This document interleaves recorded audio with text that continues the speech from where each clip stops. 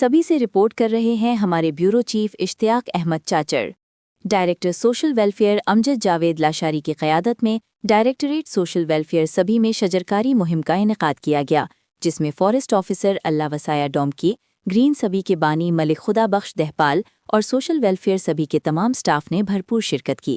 इस मौके पर मजमूई तौर पर 120 पौधे लगाए गए, जबकि दरख्तों की शाख तराशी भी की गई ताकि मौजूदा दरख्तों की बेहतर नश्वनुमा मुमकिन बनाई जा सके। शजरकारी मुहिम में पाकिस्तान पीपल्स पार्टी सभी की डिविजनल वुमेन सदर आपा जुबैदा और दीगर समाजी शख्सियात भी मौजूद थीं, जिन्होंने माहौल की बेहतरी के लिए इस इक़दाम को सराहा।